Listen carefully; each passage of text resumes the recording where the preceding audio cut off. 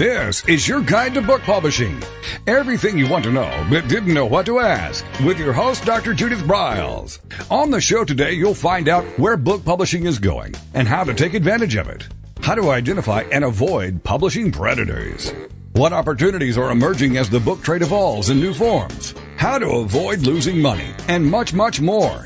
Join us now as a variety of publishing pros will deliver insights and strategies to take the author to the next level of publishing. It's your guide to book publishing. Everything you want to know but didn't know what to ask. Brought to you by AuthorU and the Book Shepherd. And now, here's your host, Dr. Judith Briles. Well, as we march along in this new year, it's time to look at maybe some of the old ways you're doing things, and maybe we can apply them with a new twist. So this is really going to be dedicated to primarily the fiction writer today. But if you are using any stories that involve people, ideas, concepts, it's also for you. So with me is Mara Purl. We've been delighted to have her before with us. And we're really looking at kind of the development of storylines and plot development and really making your characters rich and come alive as you interact, as the reader gets to know them better. They become more compelling, and they care about them, whether they're good guys or bad guys. Doesn't matter. There's got to be some key ingredients. So Mara is the author herself of a gazillion books. One series is known as the Heart series, and that What the Heart Knows, Where the Heart Lives, and several others. And I know she'll tell us about some of her latest books. She had an amazing, amazing series on the BBC's, one of the best listening series that she took and evolved into her fictional series based in Central California. And she is also an acclaimed musician and an actress. And with that, Mara, welcome back to AuthorU, your guide to book publishing. Thank you so much, Judith. This is certainly one of my favorite forums for, doing a deep dive into this writing work that we both love. Gosh, isn't that the case? In fact, that's what, I'm going to be doing, just some more tuning up writing. I actually ordered this morning, Mara, Annie Lamont's Bird by Bird. It's like one of the greatest books. Yes. So, wonderful, wonderful book. So we ought to recommend that to everyone. Yes. If you haven't read it, get it. I was telling my husband John, someone loaned him a book and he was going to share it with someone else. I said, you cannot do that. That is not allowed. It should be a written rule, but it's an unwritten rule. You give it back to the person you loaned it to, or you buy a new book for them and then you own their book. I don't care what you do, but you do something. Don't keep it going unless you were told to do that. Because I have lost so many books myself, by being generous and saying, oh, yeah, here, you read this, and then it never comes back again. It never comes back, I know. Yeah, and Bird by Bird flew away. So I ordered a copy this morning. Good. It's one of those, it's really a keeper. Yeah, it is. It's one of the best books. Really good writing gooses, reminders. The other book I like to recommend to people is Stephen King's On Writing. Yes, he is, of course, a master, and he gives tremendous advice. I think in both of those books, what you get is authenticity. And I've always found it interesting that the words author and authentic have the same root. And I think it's a necessary component, right, of being an author. If you're going to really do your best work, some people think of it as, oh, you're just making something up. Honestly, yes, our imagination is engaged, but there is an element, a core element of truth-telling that exists in all writing, in fiction and nonfiction. I personally think nonfiction is about facts, and it's a very important aspect of our cultural life is to have good nonfiction. But fiction is about truth. So the facts may not be the same in fiction, but you use experiences and insights to gain an awareness of the underlying truth of character, situation, and context. And I think the best fiction is inspiring and takes us into a place where we have fresh insights we wouldn't have had otherwise. I think that's a truism. Mm-hmm. You just oh no, we have a truism.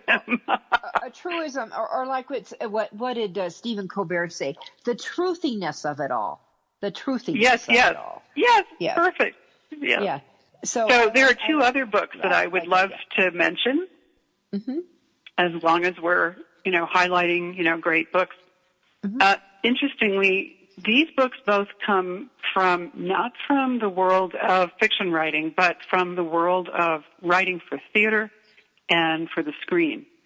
And as you know, since I have a background in theater and have done a lot of acting in my work and still sometimes find myself on stage, and my first serious foray into fiction was in the form of a radio drama, and as you mentioned, that became the basis later for my fictional series. But I have found some very valuable information that I continue to use in my fiction writing that actually comes from this writing for theater and the screen. So one of them is called The Art of Dramatic Writing. Dramatic? Dramatic writing. And it's an older book, original copyright 1946. Wow. But through the years, I have found many other people who write about writing for the theater. They're really reworking things that were in this original book. The author is Lajos Egri, Lajos Egri. So that's one of them. And I'll mention a couple of things that I think are most valuable from what he has to say. The other book is called Screenplay by Sid Field, S-Y-D, Field. And this, too, is one of those keepers. Anyone who's Sid's book is a classic. It is. It totally is a classic. Even contemplating writing a screenplay, that should be one of the first one in your basket. Yeah, and the original copyright on this was 1979, and has the last update was in 94. But still, again, other people have written about screenplays, but this is so basic.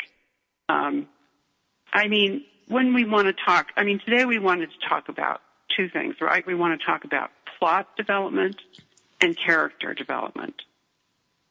Do you have any preference which we go first with? Oh, well, you said plot first, so do you want to start there? All right. Sure.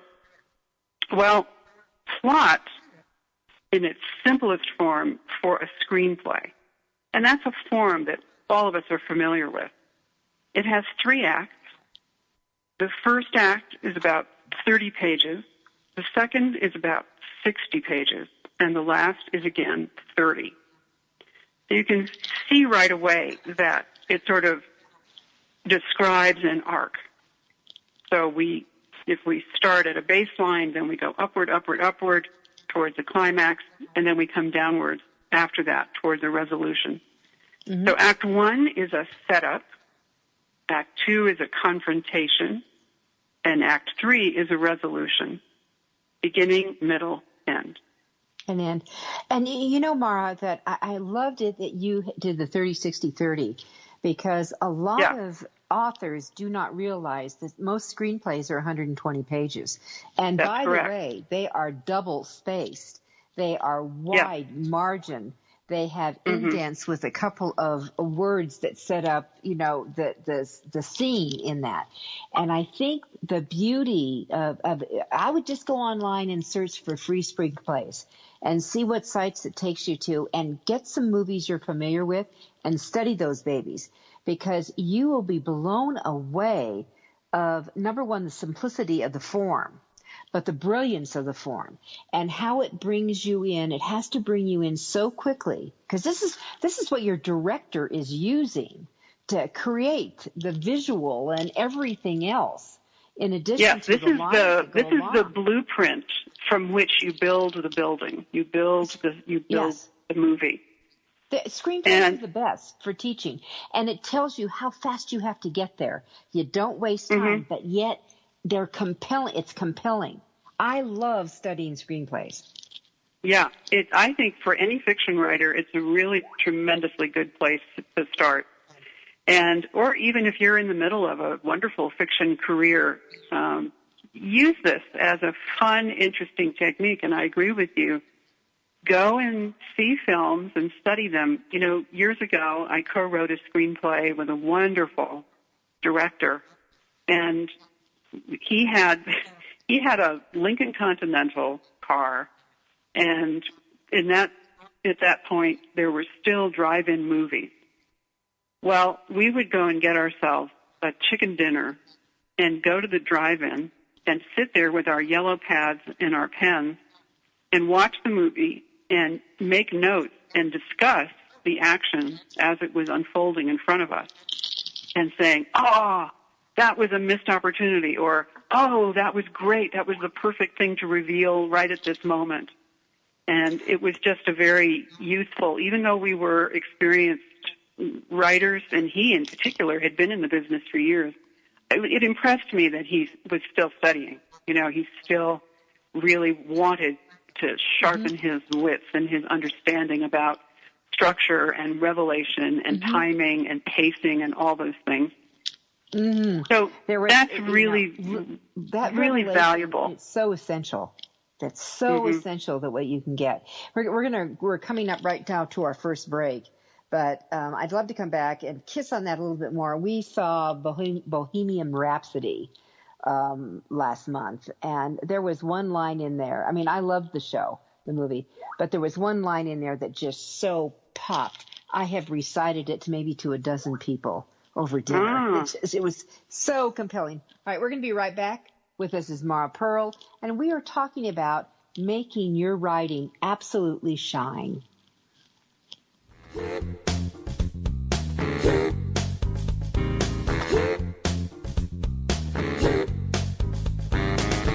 This is your guide to book publishing. Everything you want to know but didn't know what to ask. With your host, Dr. Judith Briles. And we'll be right back with more great information right after these.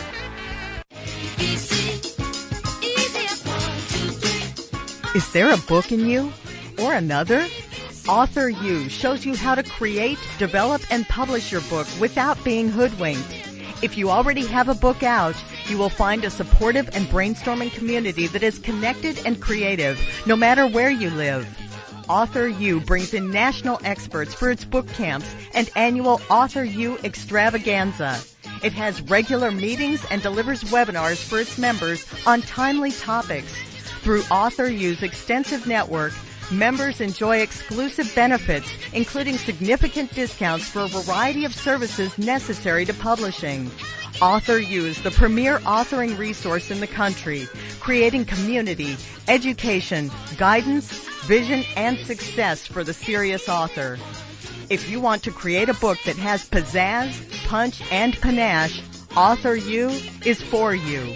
Timely author and publishing tips and articles are posted on its social media platforms, and it is free. Discover AuthorU, where authors go to become seriously successful.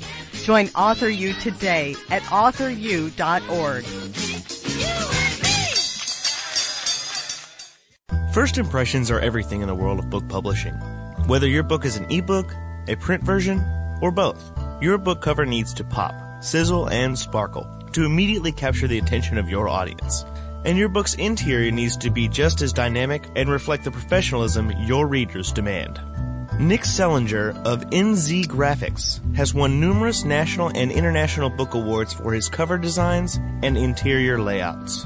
With over 20 years of experience in graphic design, he knows what it takes to create award-winning books and the many promotional pieces that authors need, such as posters, banners, postcards, one-sheets, business cards, logos, and more. Visit ncgraphics.com and see what authors and publishers have to say about their award-winning books and how NZ Graphics can make your book the success it was meant to be. That's nzgraphics.com.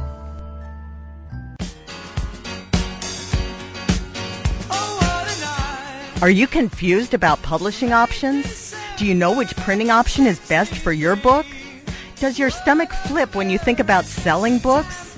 Or do you feel overwhelmed with what to do about book marketing and publicity? Get the answers and much more. Get them and from someone who knows publishing inside and out from both the traditional and independent sides, how to make a successful book. You can't do it alone without paying the price. You can spend your money creating a book that turns out to be so-so, or you can create a book that looks and feels classy, builds your brand and platform, and is a success, a bestseller. It is your choice. You choose. If you want author and publishing success, you want Judith Briles as your book coach. Sign up for her weekly blogs and e-zine at thebookshepherd.com.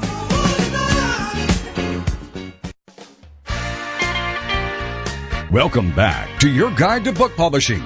Everything you want to know but didn't know what to ask. If you want to write and publish a book, if you want to be successful as an author, your guide to book publishing, everything you want to know but didn't know what to ask, is for you. Stay tuned and you'll hear about statistics, scenarios, and strategies on what to do now to get you published.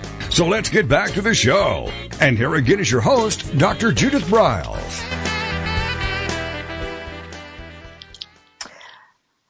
As we transitioned into the break, I'm talking with Mara Purl, the esteemed actress, gifted musician, and certainly a mega award-winning author, about really the value of screenplays and what you can really learn by just reading a few to see how they're structured and put together, because it really shows you some sharpening up for your development, and leading into what we're talking about right now is overall general plot development. So, Mara, back to you.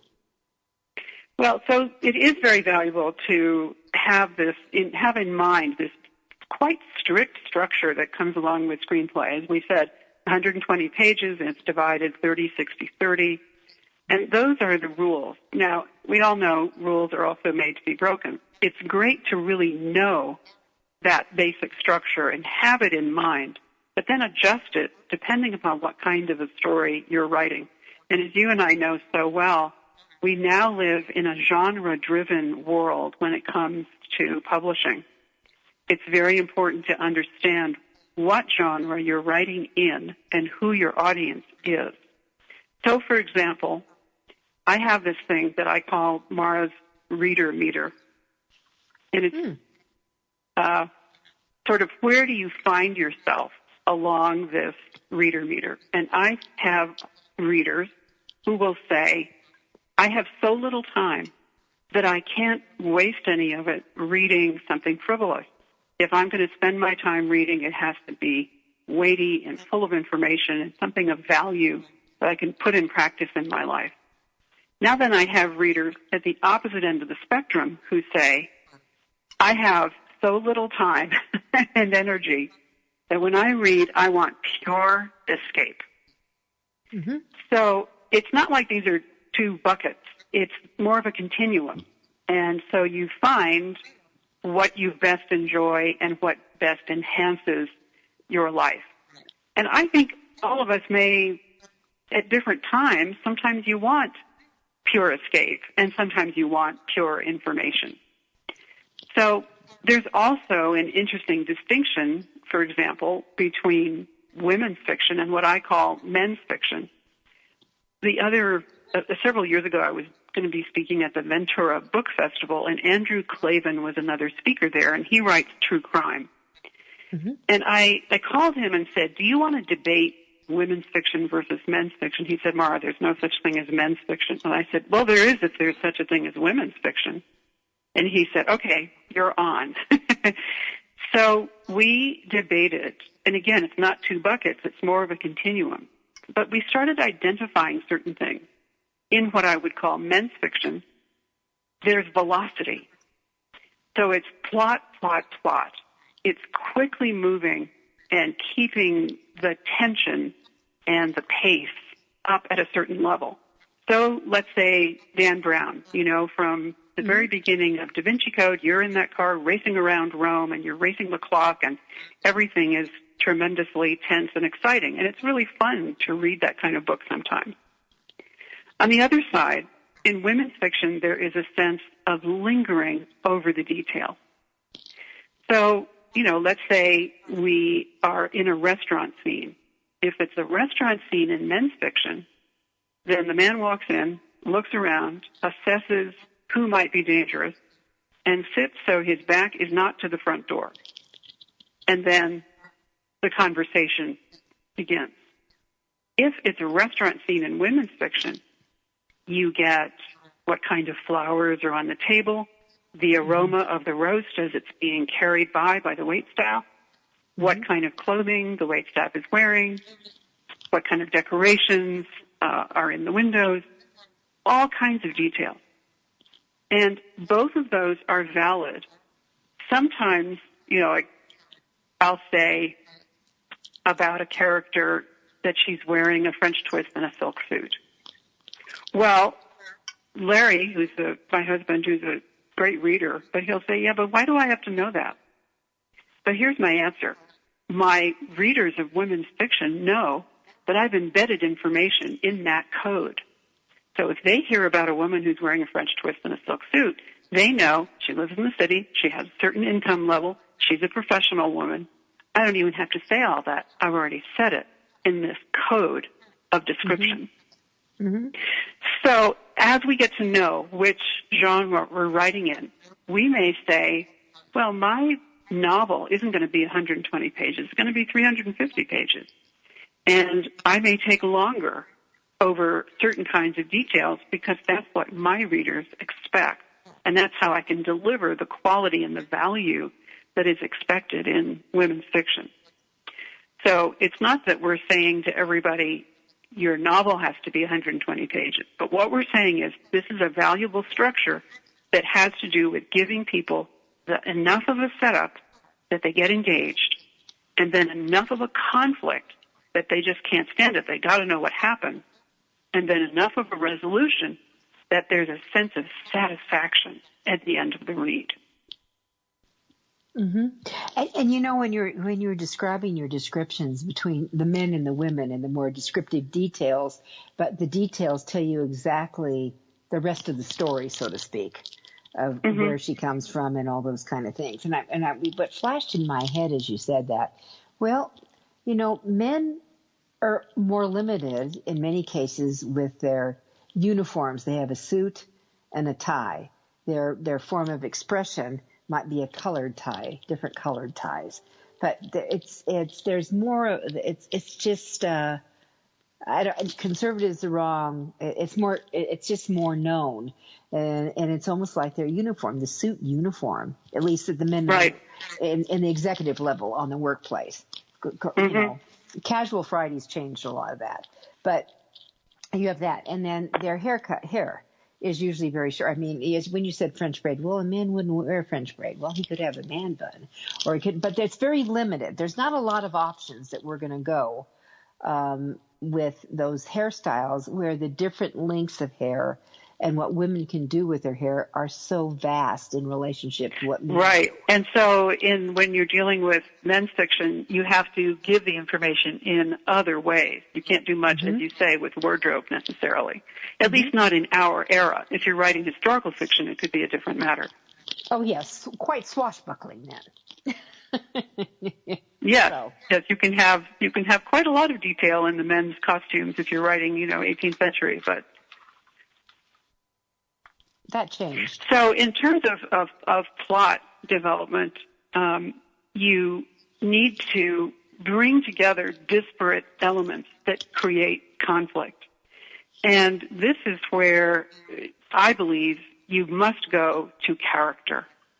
The plot will give you the context, and that's very important. But then who you place in that context is what gives you the moving parts. It's almost like if we say it's a chessboard, the plot is the checkered squares, and then you have the pieces that are the characters. and they can move in many, many different and unexpected ways. So, but sticking with plot for a moment,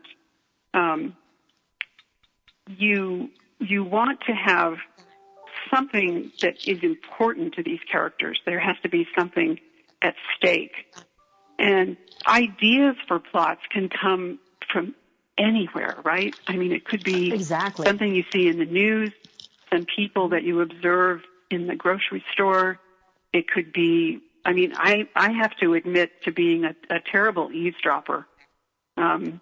I used to go to a place called the Farmer's Market in Los Angeles and sit and have a latte at a rickety little table and have my yellow pad handy. and ready to go. People watch. Yeah, exactly. Absolutely. And sometimes I'd end up in my own world and just, writing something imaginatively. But quite often I would see something, some interesting moment between people. There's one moment that I shared with Larry years ago, and it's become part of our own lexicon. There was a couple who seemed to have been married for 100 years, and they had little trays, and they had ordered breakfast, and they toddled over to a tiny little table and sat down with their trays. And she said, "Your sleeve is in your food." And he said, "No, it's not." And she said, "It would be if I didn't tell you." And to me, it kind of encapsulated what happens in a long marriage where there's this prediction of behavior. And so now my husband and I look at each other and we just say, "Your sleeve." And it highlights something interesting in human nature, which you can bring into a story. There'll be actions that people take that are habitual, and then there will be actions that people take that are unusual. And I think it's great to bring both of those into your story because it makes it richer, more unexpected. So much so. We're coming up to our next break, but, it reminds me, cell phones have changed a lot in the observation. When I used to, have you ever noticed that a lot of women, in the old days, women often went to the restroom in a restaurant together. They don't do that anymore. Yeah. You know why? Because they go make phone calls. And so you don't need a friend to make a phone call because you're going to call your friend. All right, so we're going to take a quick break, and I'll tell you the rest of the story because a lot of great conversations are lost now for us overhearers. We'll be right back. Yeah. AuthorU, your guide to book publishing.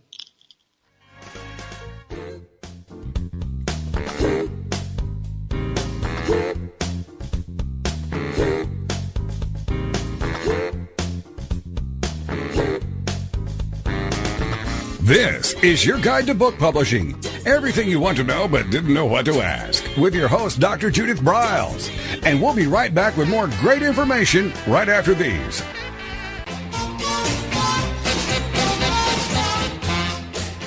Discover the power of you and your book at the Judith Briles Unplugged events. Each summer, Judith Briles Book Marketing Unplugged unfolds over 3 intensive days working with just Judith.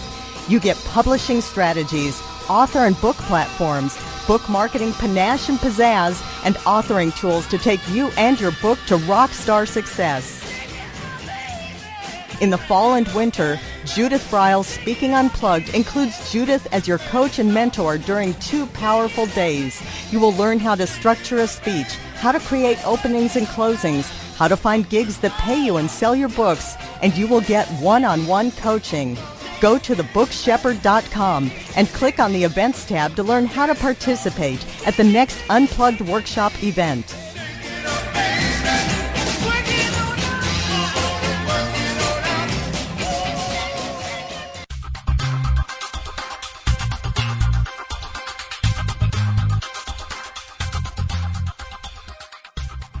When Ned Thompson and Harry Shore started Thompson Shore in 1972, they believed employees with great character would make up the best company. They were right. They hired people who were not only experts in bookmaking, but who were obsessed with quality and delivering exceptional customer service. Almost 40 years later, Thompson Shore remains a 100% employee-owned company. Ned and Harry knew that successful customer projects are a direct result of empowered employees. We specialize in all books for large and small publishers. Creating beautiful and well-made books, we're dedicated to pleasing our customers by making the experience a good one from start to finish. The personal touch we have with our customers allows us to be innovative in solving their most difficult challenges. Our platform also ensures that we can remain flexible to meet our customers' unique needs and expectations. Our marketing kit can create buzz for your title, enhancing the promotion of your book during infancy. When you need to test the market to gauge your future sales, we can provide digitally printed books that will transition seamlessly into a larger offset run. From ebook to hard copy to delivery, our skillful customer service teams are at the ready to answer your most pressing question. At Thompson Shore, we know that making the highest quality books requires more than just best technologies. It requires superior customer service, professionalism to the trade, and commitment to environmental and social values. With these standards of excellence in place, you can be sure that we will always help you put your best book forward.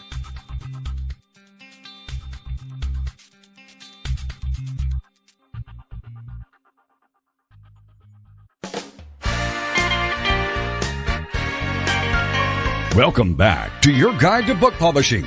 Everything you want to know but didn't know what to ask. Coming up, you'll hear more about statistics, scenarios, and strategies on what to do now to get you published. So let's get back to the show. And here again is your host, Dr. Judith Briles. All right, so Mara Purl, what does the writer-author do now? Taking this. So they've got the general plot. They develop their context around it. They know who their players and their characters are. And and I love your analogy. It's like a chessboard.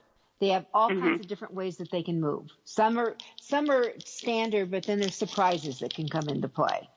So that's right. And so I think in character, which is really, really my favorite thing, in character, you need to have a sense of what a character will and will not do. The character, in other words, must stay true to themselves. If they don't, your reader will know it. They will sense it, even if they can't intellectually identify or put it into words. This is the truthiness that we were talking about earlier. So if we go back to the chess game, well, a rook can do what a rook can do. It can travel in perpendicular lines. It cannot travel diagonally.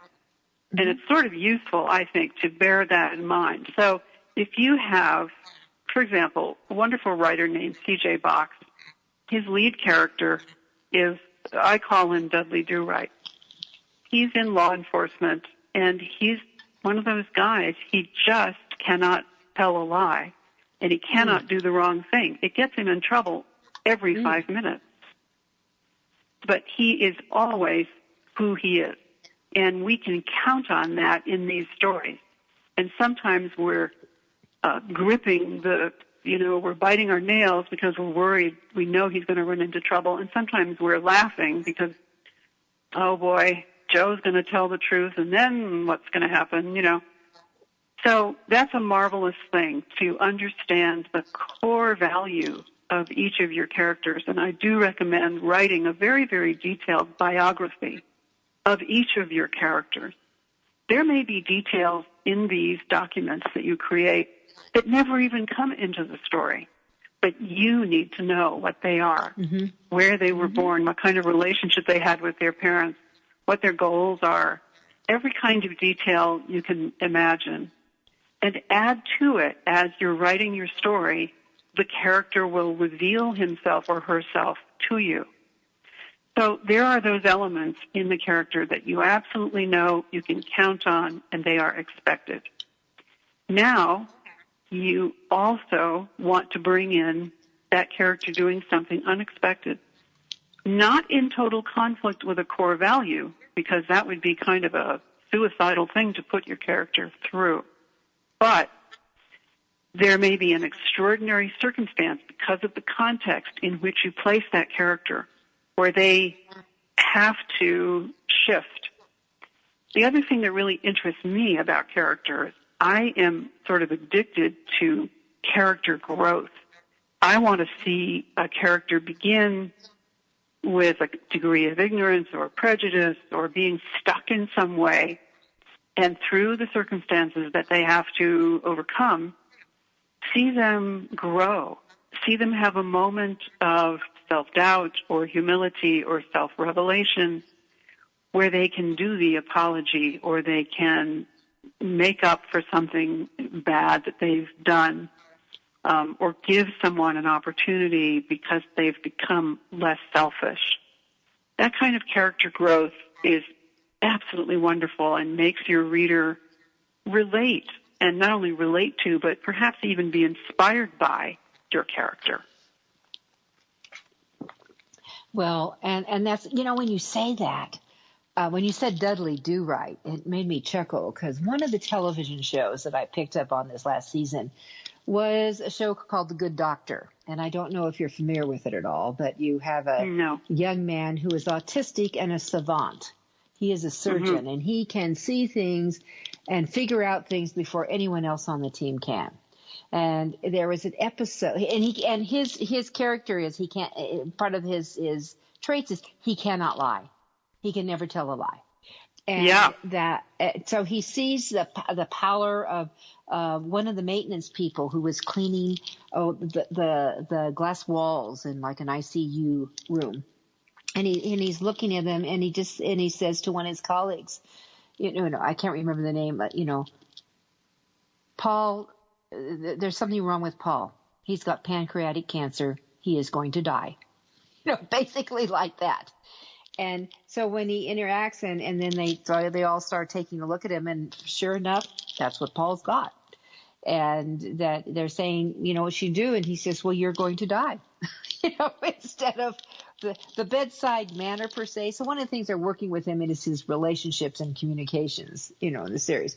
But that it is absolutely true to himself. So if he says something, it's true. You all know that. Yeah. These things are going to happen. It's a fascinating thing to bring into a story. Yeah. So here's an interesting technique that you can use in developing a character. Have something else in the background that is tugging at them. So, for example, you write a scene and you have one friend insulting the other friend. Mm-hmm. The one who has been insulted, he's angry, and he leaves and he says, that's it, I'll never speak to you again. Mm. That seems simple enough, but now add one more element. Let's say that angry friend lent you $10,000. Well, is he really going to be able to never talk to you again? Perhaps not. It's an entanglement. It's something else that's weaving through the relationship. That can be very useful in that the character, the complexity in the relationship turns into a plot string. And it's almost as if the characters then wind up writing their own story. So if you put that in, this depth, if you put that in this relationship, you're going to have to deal with it later in the plot. And what's so neat is it comes right out of the characters.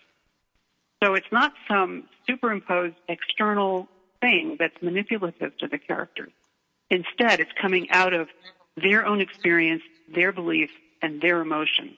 That just makes it a stronger weave to the fabric of your story. Mm. Very cool. Mm-hmm. I love that. And you bring it together, and the entanglement word is a delicious word, actually. Yes.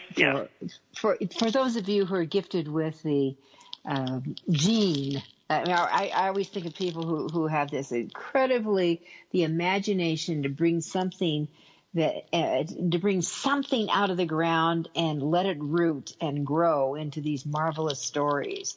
Is what I do. When I see them, I know how to work with them, but I just don't have that seed that creates these oddball things that can happen.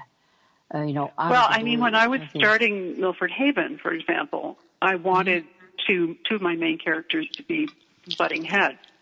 And so one of them is a construction, a builder, a developer, and he's always got his eye on opportunity for building a new shopping center or whatever, might be needed for which he can raise the money and provide something useful to the community. But the person who's always in opposition is the head of the Environmental Planning Commission. And she's there to save trees, avoid coastal erosion, make sure that there's a balance between the lovely location they happen to live in, which is the central coast of California, gorgeous, really rather pristine area. And, yes, everyone needs to go grocery shopping, but we don't want to cut down all the trees. So we have this as the key conflict between Jack and Samantha. But then I wanted to add more of an entanglement. So guess what? They used to be married. Many years earlier, they were married, and then they had a very nasty divorce, never imagining they'd wind up living in the same town in constant political opposition to each other. So it's hard to tell whether their issues are personal or professional. It's all tangled up. And that has given me something so rich to work with as I continue to write these characters through a book series. Sure, because you can love them or hate them. Are we going to get together? Are we going to fall apart? Are we going to get mixed up with other people? What are we going to do? There's all kinds of goodies you can do. All kinds of, there's jealousy, there's competition, there's expectation, there's disappointment, a whole pantheon of things that come in, and they come in organically because they truly are part of the experiences of these characters. Which is the best of that. See, that's when I remember when I read your first book. I don't know if you recall, but I called you. I said, so what happens with Miranda? Is she going to do this? And you said to me, well, you're just going to have to wait for book 2. Damn. I know. I learned that from Louis L'Amour. I was reading one of Louis's books, and there was a misprint. There was a bunch of 20 pages that were repeated, so there was no proper ending to the book.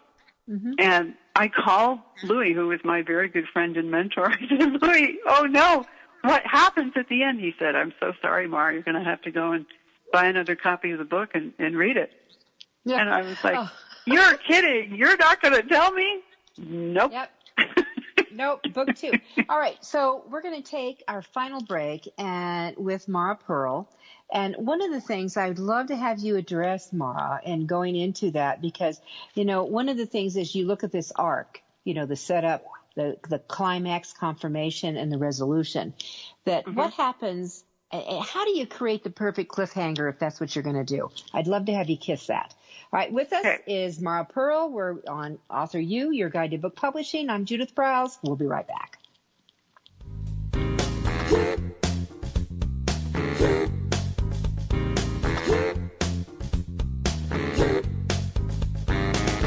This is Your Guide to Book Publishing. Everything you want to know but didn't know what to ask. With your host, Dr. Judith Briles. And we'll be right back with more great information right after these.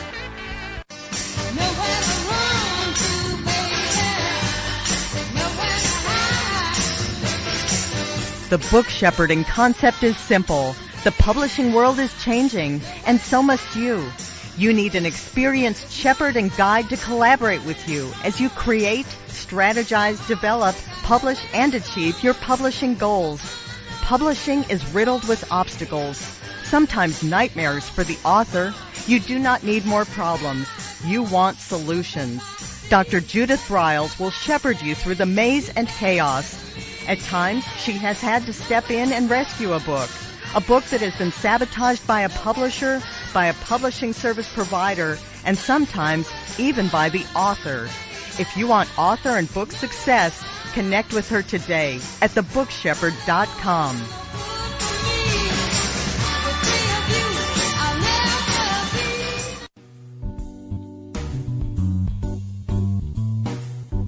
At Total Printing Systems, customer service is our priority. We are located in Southern Illinois. Our employees have an average of 18 years experience and know that customer relationships are important to our continued success. We have been a short-run book printer for nearly 40 years and always stay at the forefront of technology. Our niche is from 1 to 5,000 copies. Today, we offer digital, black and white, and 4-color high-speed inkjet printing, a cost-effective way to introduce color into your short-run titles. We, of course, offer traditional offset printing as well. Bindery is done in-house, from adhesive case binding to PUR perfect binding to mechanical binding of all types, including side sewing. We provide warehousing, kitting, distribution, inventory management, a new print-on-demand facility, streaming browser-based ebooks, and bookstore. Call us at 1-800-465-5200 for a quote on your next book project. You can also visit our website at www.tps1.com. Welcome back to your guide to book publishing. Everything you want to know but didn't know what to ask. If you want to write and publish a book, if you want to be successful as an author, your guide to book publishing, everything you want to know but didn't know what to ask, is for you. Stay tuned and you'll hear about statistics, scenarios, and strategies on what to do now to get you published. So let's get back to the show. And here again is your host, Dr. Judith Briles. With me again is Mara Purl, and we're really talking about the craft. It's really the craft of putting together an effective book that engages readers, that carries them along. And one of the things that I asked Mara as we went into the break is that how does a writer effectively in the fiction world end? Because if you look at that arc, that setup, the climax, the confrontation, in a screenplay, that 30-page that you got 60 pages where you've got all this action going on of some sort, where you get the climatic confrontation, and then we've got the 30 pages with the screenplay is 120 pages typically to get it resolved. In a book, sometimes we don't fully resolve it. People get left dangling. So, Mara, how do we dangle them if that's what we want to do? I seem to have become the queen of dangling. My situation is unusual in that I created this story first as a soap opera, and it is the mandate of soap opera to keep the story going. Oh, yeah. So to dangle. So you resolve one thing, but then you bring up another potential complication that leaves the audience needing to come back for that resolution. So I faced an interesting dilemma when I was going to convert the dramatic writing to fictional narrative. And in a nutshell, what I do is conclude certain things and then leave certain things unresolved. I must admit, I have some readers who are irritated by that, who don't get it. They don't understand that kind of a structure. It's kind of the distinction between series and serial. Now, the simplest way to describe a series, let's say it's a mystery series. Well, in each book, you do solve the crime. But in, let's say, the personal life of the detective, there's something else you want to know, and you want to come back to find out, well, meanwhile, is he going to marry that woman, or is he going to break up with her? Even though it isn't the main plot, it's of interest. And through the course of a long series that, many marvelous mystery writers have completed, you fall in love with those detectives, and you can count on them. They're going to solve the crime, but you're also going to get a little peek into their personal life. On the other hand, when you're writing serial fiction, which is what I do, you have some very key things unresolved. For example, I have a mystery in the Milford Haven novels, and it begins in the prologue of book 1.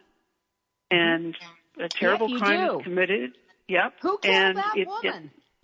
And we're not going to know, we're not going to completely understand what happened until the end of my 5-book series. I will indeed conclude at the end of the 5 books, but only 2 of those have been published so far. So there's quite a bit more to unravel. There are several other elements in each novel that do conclude. You get a sense of, completion on a political issue, a relationship issue, or whatever.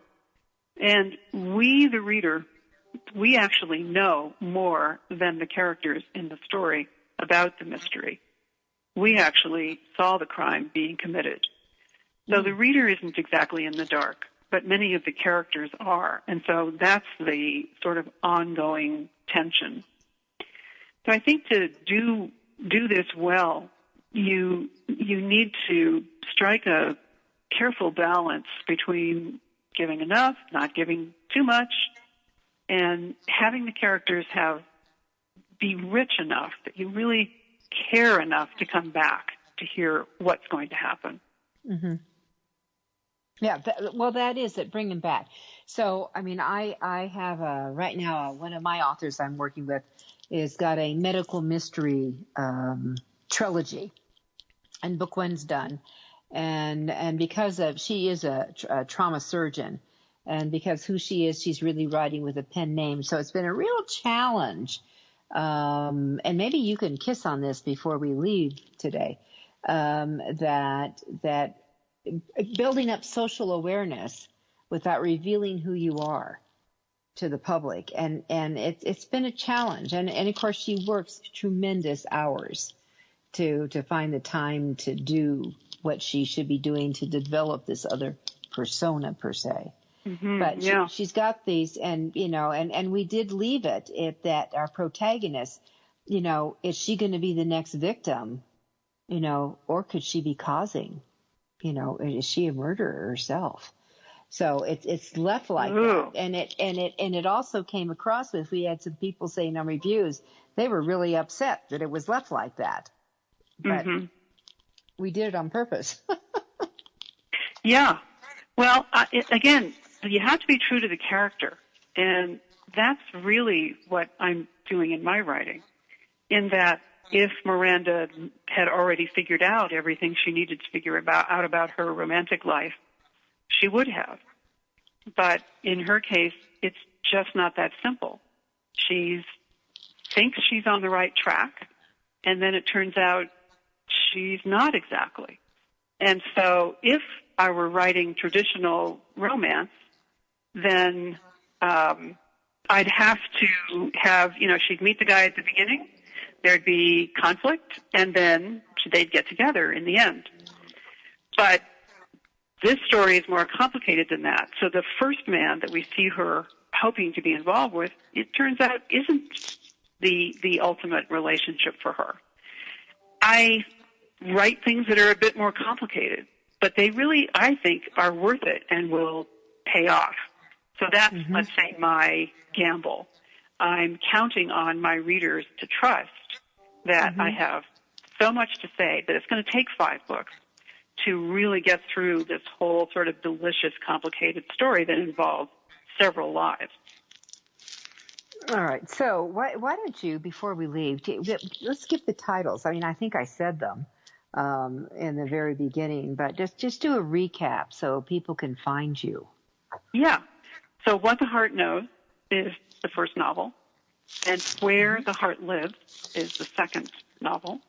The third one, which will be out in 2019, is called Why Hearts Keep Secrets. So the beginning of the story involves a journalist, and journalists ask 5 questions: who, what, when, where, why.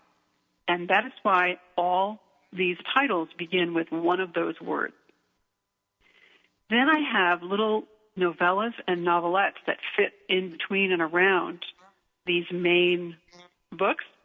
Some of them are focused on the holidays. The newest one is called When Angels Paint. And some of them are focused on my protagonist Miranda's adventures. She goes off to do research on wildlife. One story is about otters, called When Otters Play. That one won the American Fiction Award, by the way. One of them is called When Whales Watch, and it's really a high-speed chase scene on the high seas that's a really exciting adventure story. So there are other ways to come into the world of Milford Haven other than only the novels. And, of course, everything is on my website, marapurl.com. Do you do your shorties as a break from the the bigger book writing, just for a mental break, or you use them as a tease also to introduce the next book, if I recall correctly. Yes, I do. Well, I don't know. I get a tap on the shoulder from a character who says, "Hey, I had this really cool experience. You have to write about it now." I know people think fiction writers are pretty crazy. That I have always we're listening, though, but to fiction writers, that if you will be quiet enough, your characters will talk to you. They'll help guide you. Yeah, absolutely. And so part of it is that kind of listening, and I'll realize that we want to know more about Miranda and her life as a wildlife painter. What does that involve?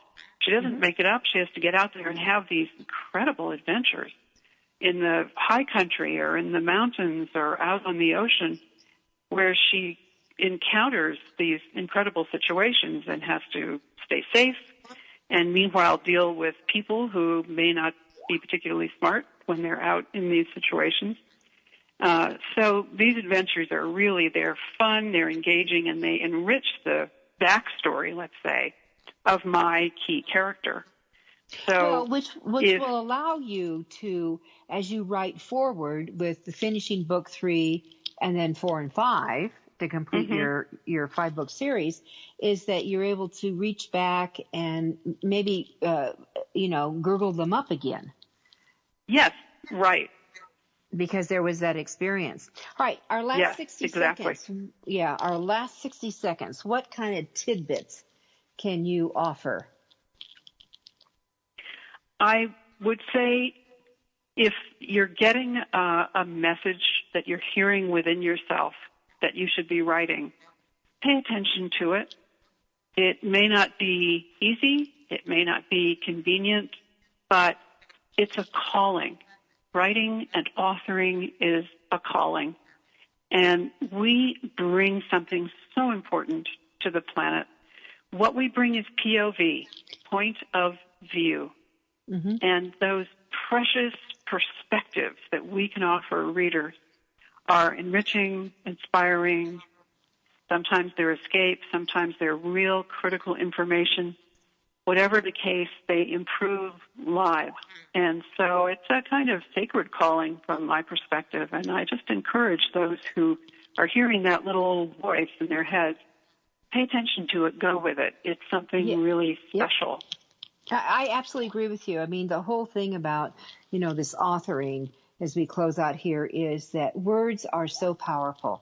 They make a difference. They change people's lives. The impact can have, sometimes you will never know. But we need to understand that what comes out of your hands, your mind, your mouth, however you get it out, it could be the difference between life and death. Career changes. That's really true. Words family matter. Life and everything. Words really matter. Yeah. They do. Yeah. All right. Mara Purl, thank you so much. Thank you so much, Judith. Just, I've always loved it. All right. There we go. You want to know but didn't know what to ask, with your host, Dr. Judith Briles. Each week, a variety of publishing pros will deliver insights and strategies to take you, the author, to the next level. You'll learn tips and secrets on how to create, strategize, develop, publish, and achieve book publishing success by making one very simple change in your book's journey. How to avoid the publishing predators. How to create an author and book platform that rocks. Learn how to make a living with your words and your books. Learn how to publish a book that has no regrets, and so much more. For more information, check out AuthorU-Your, where authors who want to be seriously successful go. And Judith's website, thebookshepherd.com. Then join us again here next week for more. It's your guide to book publishing. Everything you want to know but didn't know what to ask. With your host, Dr. Judith Briles. Brought to you by AuthorU and the Book Shepherd. Thursday evenings at 6 p.m. Eastern, 3 p.m. Pacific on the Rockstar Radio Network.